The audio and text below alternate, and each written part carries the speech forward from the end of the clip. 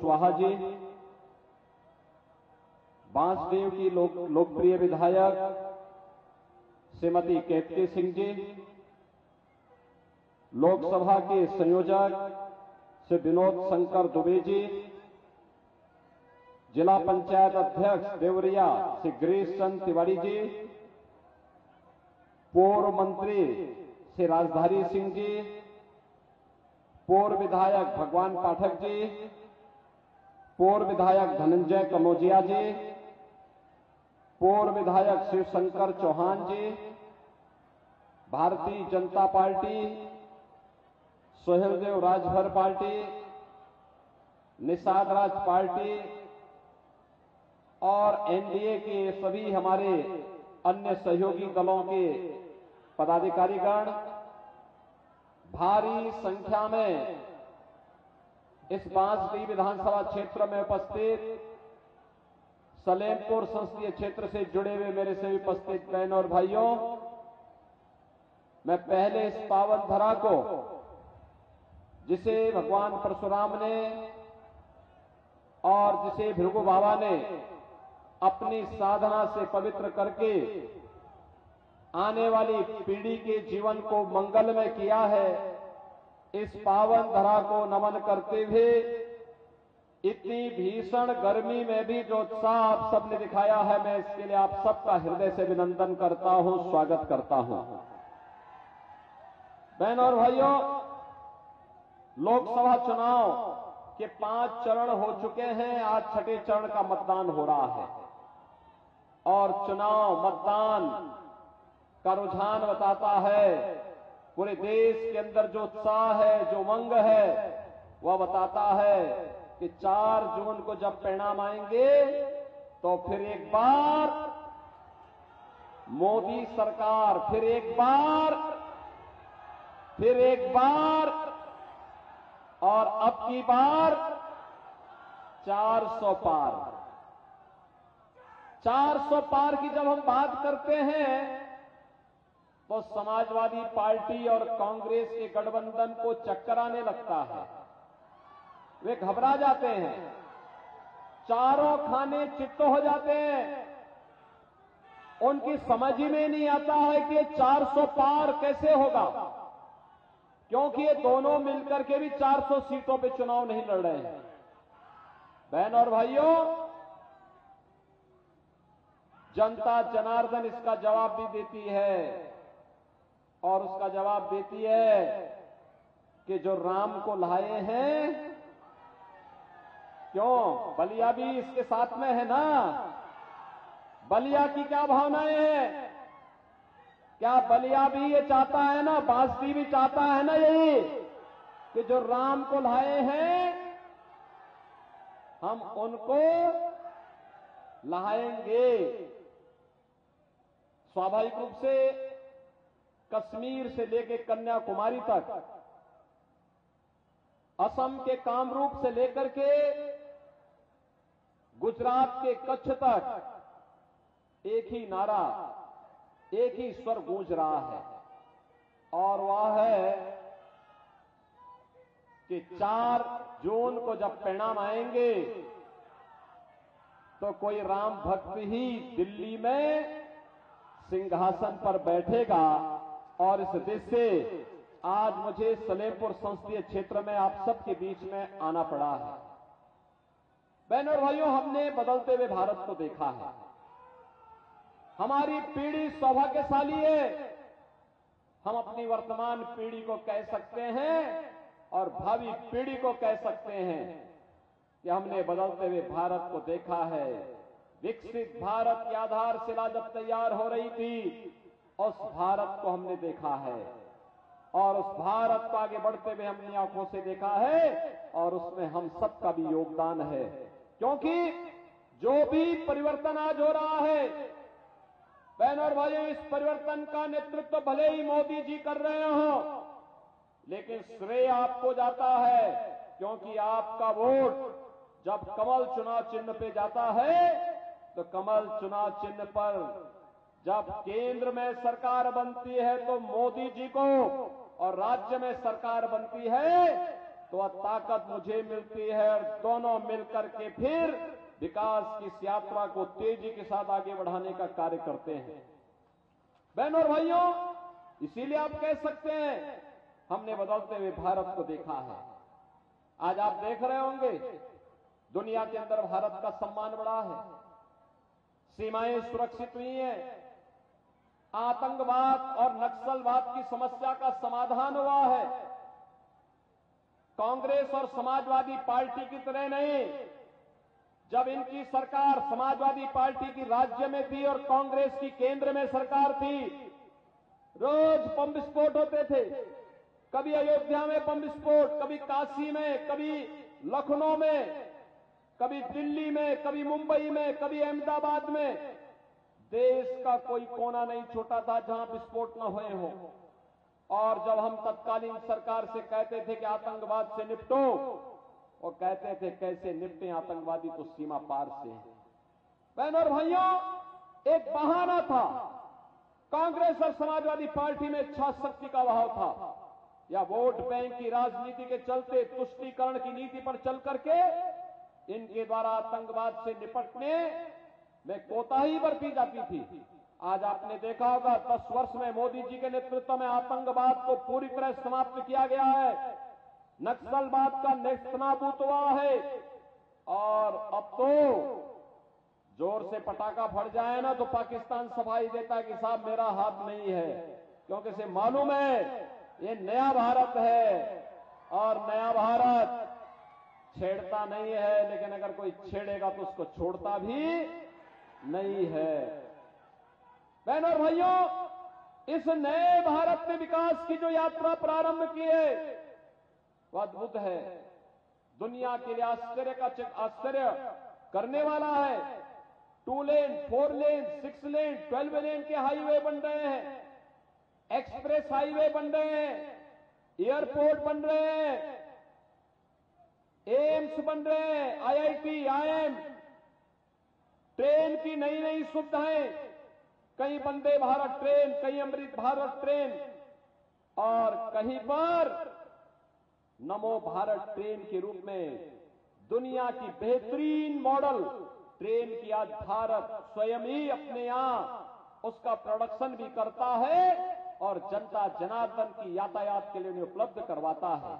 हर घर नल के माध्यम से हर घर तक पाइप पेयजल की स्कीम और नल में शुद्ध पानी उपलब्ध करा करके लोगों को आरोग्यता की ओर अग्रसर किया जा रहा है। गरीबों के लिए भी ढेर सारी योजनाएं 10 वर्ष में आपने देखी होंगी। 80 करोड़ लोग देश के अंदर फ्री में राशन की सौगात प्राप्त कर रहे हैं। मैं कहना चाहता हूं उन लोगों से जो पाकिस्तान का राग अलापते हैं, अरे थोड़ा सोचो, एक भारत है मोदी जी के नेतृत्व में 80 करोड़ लोगों को फ्री में राशन दे रहा है, और दूसरी तरफ पाकिस्तान है, कुल आबादी 23 करोड़ लोग भूख से बिलखते हुए दिखाई देते हैं। जो लोग पाकिस्तान का राग अलाप रहे हैं इनको जाना चाहिए पाकिस्तान में कोई इनको भीख भी नहीं देगा, भीख भी नहीं देगा पाकिस्तान में कोई। बहनों और भाइयों, 80 करोड़ लोग फ्री में राशन, 60 करोड़ लोगों को 5 लाख रुपए की प्रतिवर्ष आयुष्मान भारत की कार्ड की सुविधा, और मोदी जी ने कहा है कि 4 जून को जब फिर एक बार मोदी सरकार बनेगी तो 70 वर्ष से ऊपर के प्रत्येक बुजुर्ग को प्रतिवर्ष 5 लाख रुपए की स्वास्थ्य बीमा फ्री में उपलब्ध करवाएंगे। बहनों और भाइयों, 50 करोड़ लोगों के जनधन अकाउंट खोले गए। देश के अंदर 12 करोड़ किसानों को किसान सम्मान निधि का लाभ प्राप्त हो रहा है। 12 करोड़ गरीबों के घर में शौचालय बन गए हैं। 10 करोड़ गरीबों के लिए उज्ज्वला योजना का कनेक्शन, और उत्तर प्रदेश में तो हमने व्यवस्था की है कि होली और दीपावली के अवसर पर एक भरा हुआ सिलेंडर इन परिवारों को फ्री में उपलब्ध करवाने का काम करेंगे। बहनों और भाइयों, 4 करोड़ गरीबों के मकान बन गए। और मैं आपको इस बात के लिए कह रहा हूं, आप आश्वस्त करिए 4 जून को जब मोदी जी तीसरी बार प्रधानमंत्री बनेंगे तो जितने गरीब होंगे, जिनके पास कच्चे मकान होंगे, खपड़े के मकान होंगे या झोपड़ी होगी, या जिनको आवास नहीं मिल पाया है, गरीब हैं, गरीबी रेखा से नीचे जीवन यापन करते हैं, उन लोगों को एक एक आवास उपलब्ध करवाने का कार्य भारतीय जनता पार्टी की सरकार करेगी। एक तरफ सम्मान भी है, सुरक्षा भी है, और बहनों और भाइयों साथ साथ विकास भी है और गरीबों का कल्याण भी है। और अयोध्या धाम में भगवान राम का भव्य मंदिर के निर्माण का काम भी है। आप में से कितने लोग अयोध्या गए हैं इधर? मैं यहां की विधायक केतकी सिंह से कहूंगा कि चुनाव के बाद एक बार बांसडी के लोगों को ले जाकर के अयोध्या धाम का दर्शन जरूर करवा दें। बहनों और भाइयों, आप मुझे बताओ, क्या अयोध्या में भगवान राम का मंदिर क्या ये कांग्रेस और समाजवादी पार्टी के लोग करा पाते क्या? अरे राम भक्तों पर गोली चलाने वाले लोग हैं, ये आतंकवादियों का समर्थन करते उनके पैरोकार हैं, ये राम भक्तों पर नहीं, ये तो राम द्रोहियों के साथ इनकी दोस्ती है, राम भक्तों के साथ नहीं। और इसीलिए बहनों और भाइयों, अयोध्या में अगर आप जाएंगे आपको लगेगा अयोध्या धाम तो फिर से त्रेता युग की अयोध्या आ गई। प्रभु राम की कृपा साक्षात अयोध्या धाम पर हम सब पर बरस रही है। ये सभी काम केवल भारतीय जनता पार्टी कर सकती है, लेकिन दूसरी तरफ कांग्रेस और समाजवादी पार्टी का ये जो गठबंधन है, बहनों और भाइयों, ये गठबंधन कहता है मिलकर के लड़ेंगे, चुनाव जीतेंगे तो मिलकर के लूटेंगे, और चुनाव हारेंगे तो 4 जून को फिर से टूटेंगे। आप देखना 4 जून को फिर इनकी दोस्ती खंड खंड में विभक्त हो जाएगी। ये केवल स्वार्थ के लिए लड़ रहे हैं, स्वार्थ के लिए मिलकर के लड़ रहे हैं। इन प्रकार ने सत्ता प्राप्त करने के लिए झूठ का सहारा ले रहे हैं। आज ये कह रहे हैं, झूठ बोलते हैं, कितना मनगढ़ंत तो सत्य बोलते हैं। कहते हैं कि बीजेपी अगर सत्ता में आ जाएगी तो संविधान बदल देगी। अरे संविधान का तो सबसे ज्यादा सम्मान भारतीय जनता पार्टी करती है।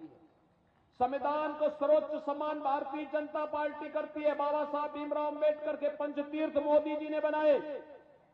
ये असत्य वाचन क्यों इनके द्वारा हो रहा है?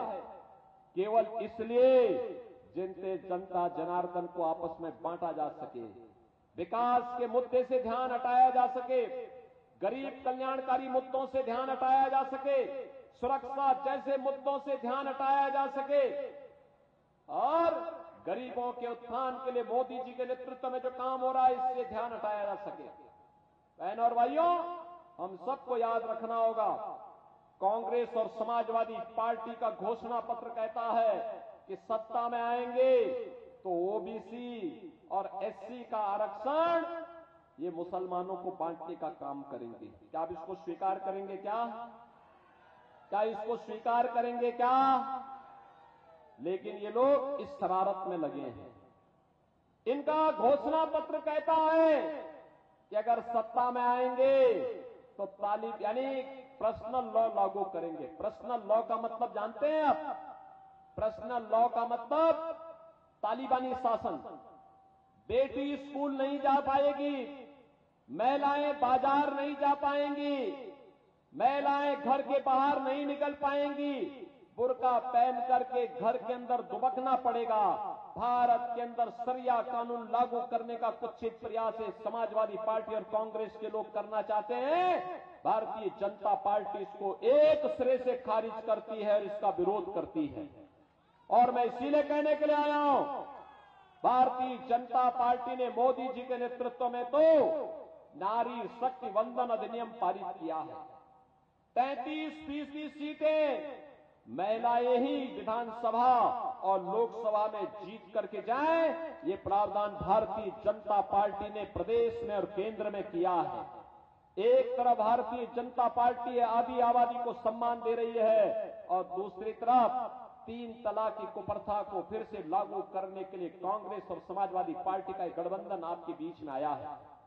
बहनों और भाइयों, एक खतरनाक बात ये और कहते हैं अपने घोषणा पत्र में, कांग्रेस और समाजवादी पार्टी के लोग कहते हैं सत्ता में आए तो अल्पसंख्यकों की रुचि के अनुसार खान पान की स्वतंत्रता उनको देंगे। बहनों और भाइयों, मैं पूछना चाहता हूं, बहुसंख्यक और अल्पसंख्यकों का खान पान कहां अलग है? अरे जो आप खाते होंगे वही वो भी खा सकते हैं। आप रोटी खाते होंगे, चावल खाते होंगे, सतुआ खाते होंगे, बाटी चोखा खाते होंगे, यही वो भी खा सकता है। लेकिन बहनों और भाइयों, एक जगह में आके ठहराव होता है।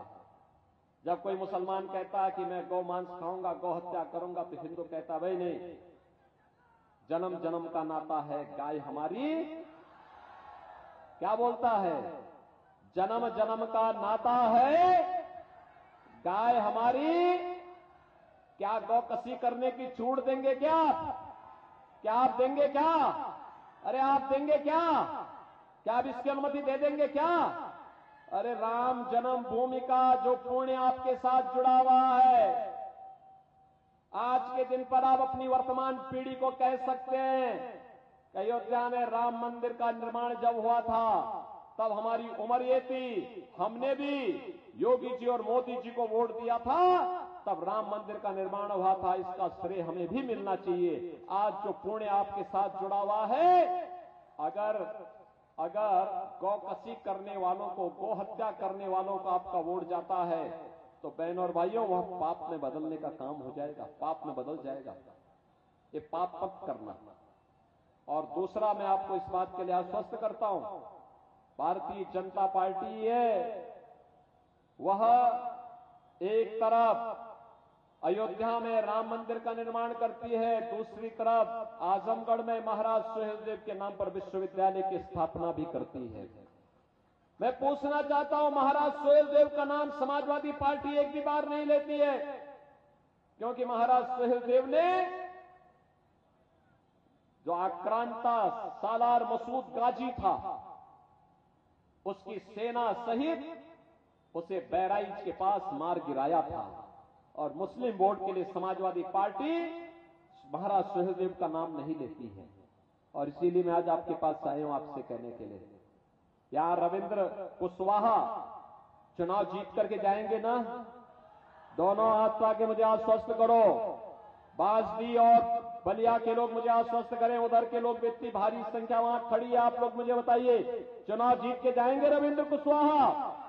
उधर सड़क के उस पार भी बताओ, दोनों हाथ पा करके बोलो मुझे, दोनों हाथ पा करके बताओ, सब लोग सहमत हैं? इधर पीछे तक और पीछे तक, इधर और उधर, इधर सड़क के उस पार, दोनों हाथ पा करके इतना तेजी से उठाओ कि यहां से दिखाई भी दे। दोनों हाथ पा करके मुझे आश्वस्त करो, सहमत हैं?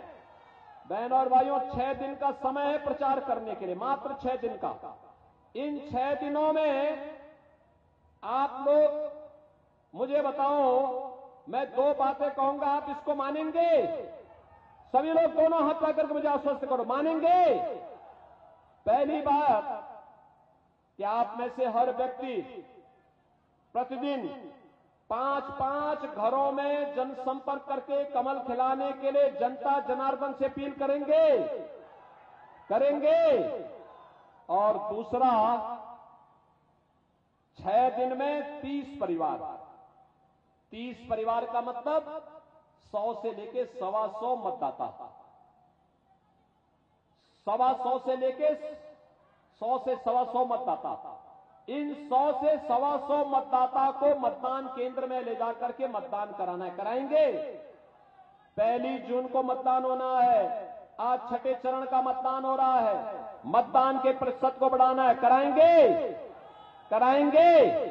तो मेरे साथ बोलेंगे, भारत माता की, भारत माता की, भारत माता की जय श्री राम, जय जय श्री राम।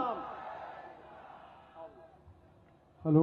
अब मैं महाराज तो आपने सुना जहां लगातार भारतीय जनता पार्टी के प्रत्याशी के लिए वो प्रचार प्रसार करते हुए नजर आ रहे हैं। विशाल जनसभा को उन्होंने संबोधित किया है।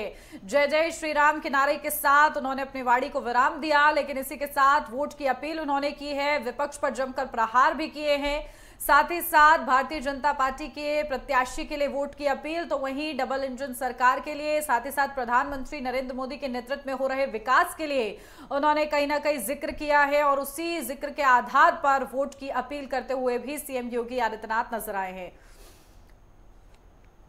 और लगातार चुनावी जनसभा को संबोधित करते हुए आपने सीएम योगी आदित्यनाथ को सुना। बीजेपी के पक्ष में माहौल बनाने का प्रयास लगातार कर रहे हैं।